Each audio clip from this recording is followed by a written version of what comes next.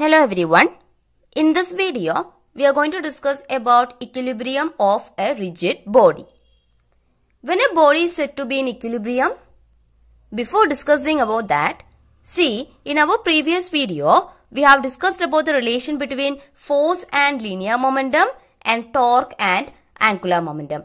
I will provide the link in the description box. If you want, you can watch that. See, we got the relation between the force and the linear momentum as d vector p divided by dt is equal to vector f external, that is the total external force acting on the body or system of particles.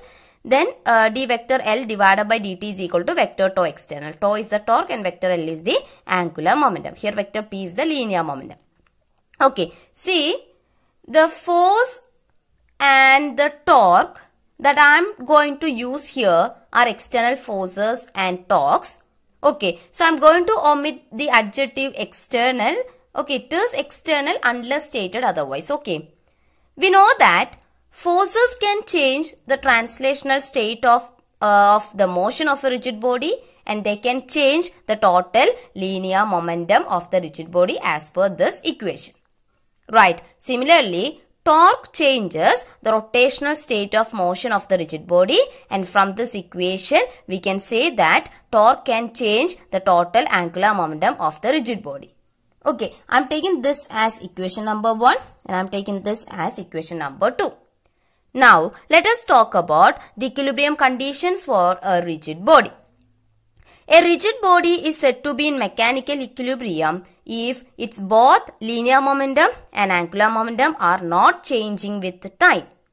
Or equivalently, we can say that a rigid body is in mechanical equilibrium if the body has neither linear acceleration nor angular acceleration. So you see the statement. You see this statement, a rigid body is said to be in mechanical equilibrium when its both linear momentum and angular momentum are not changing with the time. For linear momentum to be a constant, the total force on the body, that is vector F external, that needs to be 0 now. Okay, when this force is 0, this equation becomes d vector p divided by dt equal to 0. Okay, derivative of something is equal to 0 means that something is a constant. So here the derivative of vector p equal to 0, that means vector p is a constant. Okay, so if the total force on the body is 0, then the total linear momentum vector p of the body is a constant. That means vector p does not change with time. Okay, similarly, total force on the body is 0 means the vector sum of all the individual forces acting on the body is 0. Okay, the total force on the body, on the rigid body is 0 means there can be a number of forces can be acting on that body. So total force on the body is 0 means the vector sum of all those individual forces acting on the body is 0. That is vector F1 plus vector F2 plus vector F3 plus vector F4 plus etc. plus vector Fn is equal to 0. Okay, this is vector 0, that is a null vector whose magnitude is 0. This equation can be written as what? Summation over I equal to 1 to n. Okay, vector Fi is equal to 0. I am taking this as equation number 3. Okay, there can be a number of forces acting on that body. Their vector sum would be 0. Already if the total external force equal to 0. This equation number 3, this is actually the condition for the translational equilibrium of the body. That is, a body is said to be in translational equilibrium if the total force acting on the body is 0.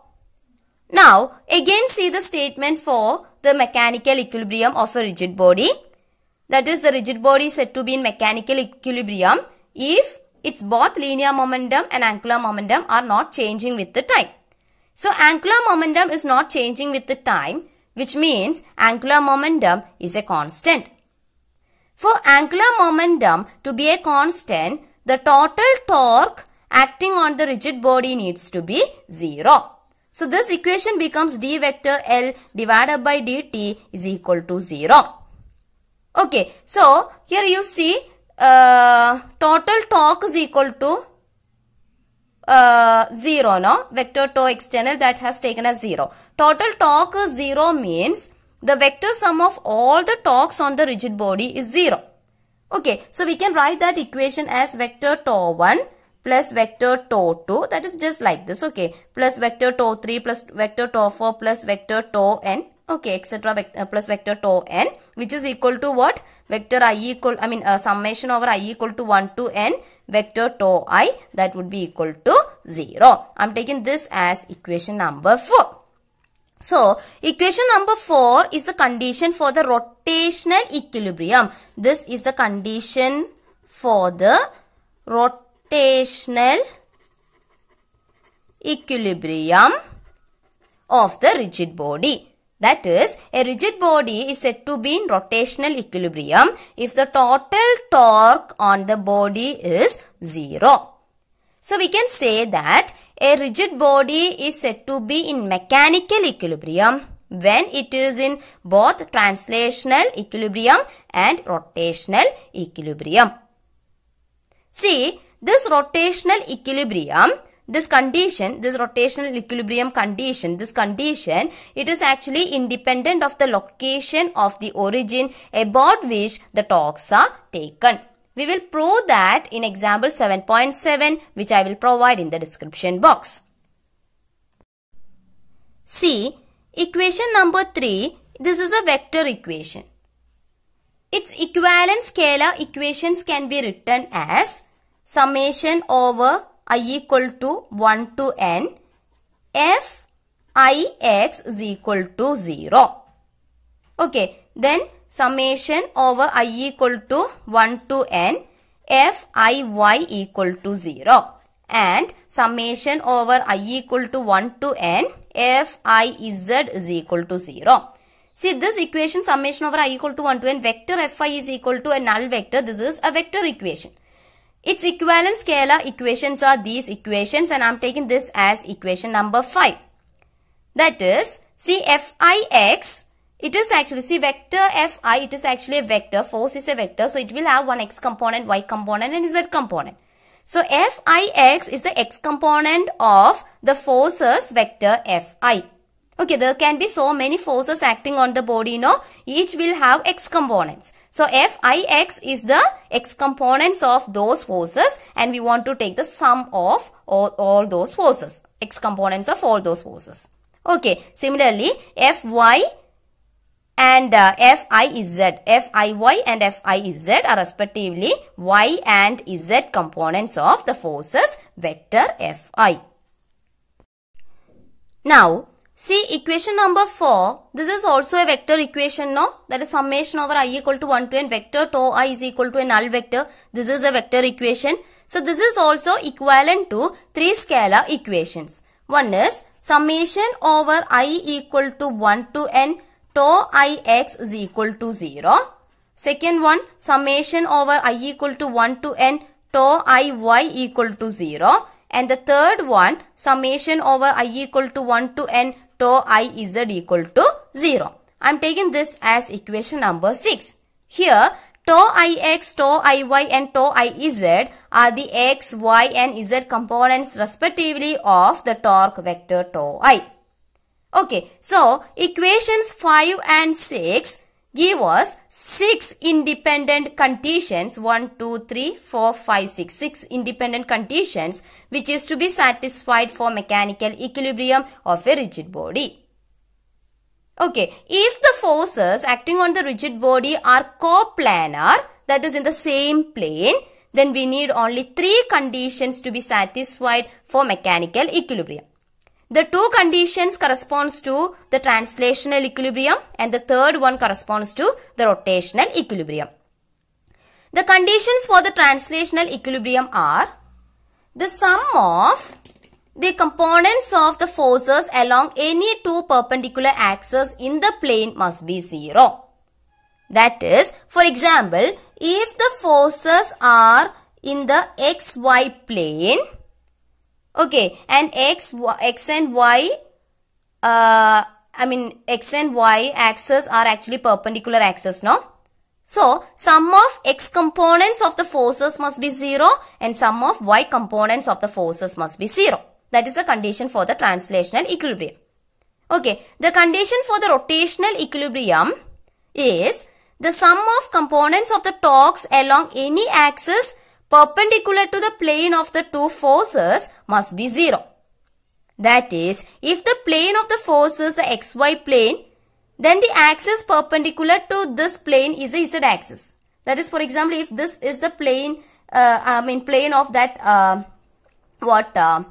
plane of the force, that is this plane of this paper. Consider this plane of the paper as the plane of that force. Then the axis perpendicular to the plane means an axis like this. Okay, that is perpendicular to the plane. Or if you are taking x and y are the axis of the plane, then z axis would be the plane, not the axis which is perpendicular to this xy plane. So, the sum of z components of the torque must be 0. Okay, so we discussed about the conditions of equilibrium of a rigid body so far. Now, if we consider the case of a particle, since consideration of rotational motion does not apply to a particle, only the conditions for translational equilibrium apply to a particle. So, for equilibrium of a particle, the vector sum of all the forces on the particle must be 0. Okay, that is vector summation over I equal to 1 to n, vector Fi equal to 0. Or this can be written as vector F1 plus vector F2 plus etc. plus vector Fn equal to 0, a null vector. Since all these forces, vector F1, vector F2, etc., vector Fn act on the same particle, same single particle, these forces must be concurrent. Concurrent forces are actually the, concurrent forces are actually the forces which pass through a common point. Okay. Or we can say that their lines of action meet at a single common point. We have discussed about the equilibrium of a particle under concurrent forces in our previous video. I will provide the link in the description box. So, if you want, you can watch that. Sometimes the body will be in partial equilibrium. Partial equilibrium means sometimes the body may be in translational equilibrium and not in rotational equilibrium. And sometimes the body may be in rotational equilibrium and not in translational equilibrium. Now, consider a light rod AB of negligible mass. Let C be the midpoint of this rod AB. Let this length, that is from C to A, let this length CA be small letter a, and let this length CB be again small letter a. Now, consider two parallel forces. Parallel forces means their directions are parallel. Okay, so consider two parallel forces, both equal in magnitude, are applied at the two ends A and B of the rod and perpendicular to the rod. See, these two forces are equal in magnitude because both the forces are like F, no? So, both are equal in magnitude. Okay, and both the forces are parallel too. This force is acting at the end A and perpendicular to the rod. Similarly, this force is acting at the end B and perpendicular to this rod.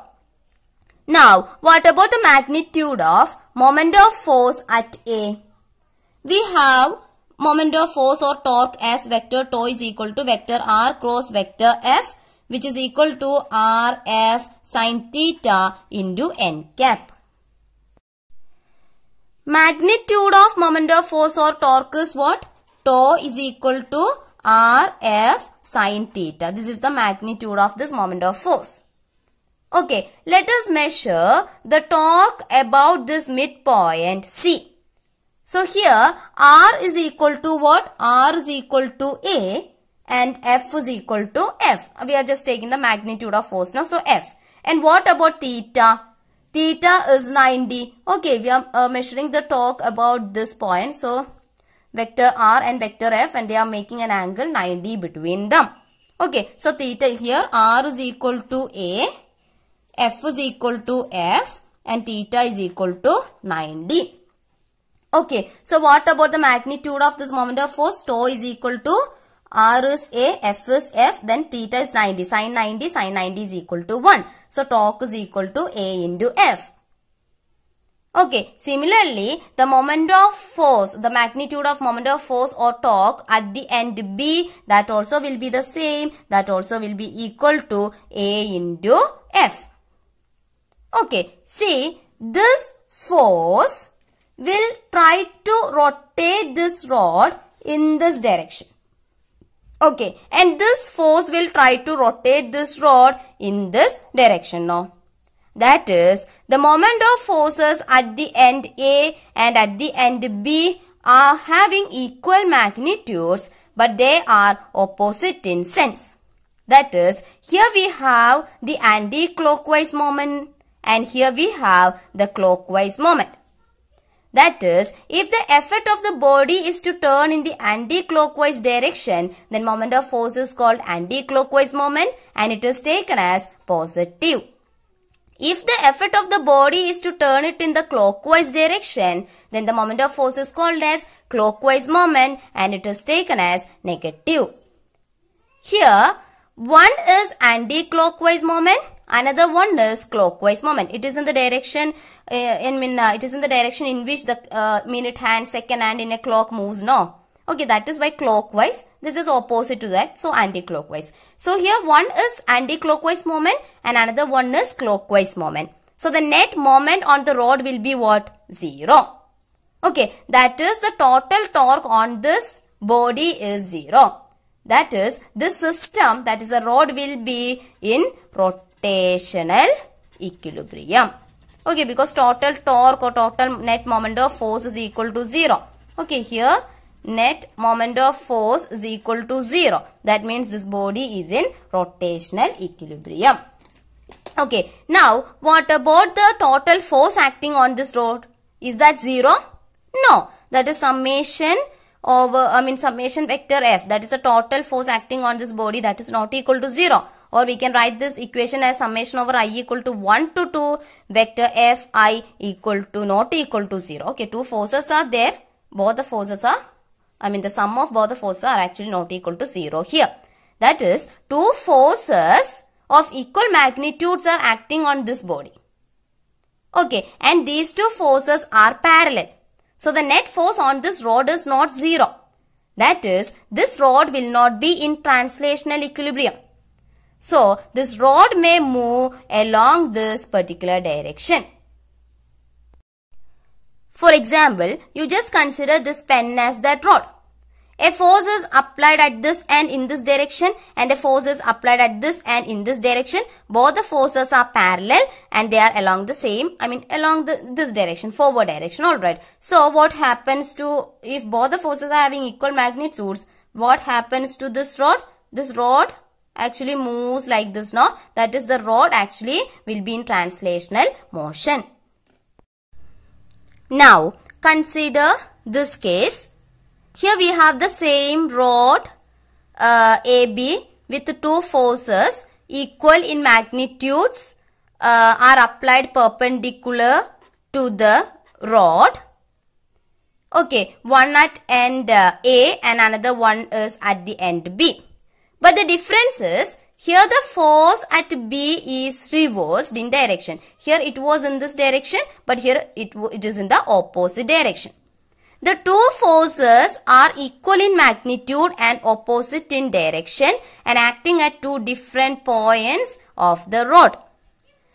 The effect of this force on the rod is to turn it in the anti-clockwise direction. So there will be an anti-clockwise moment.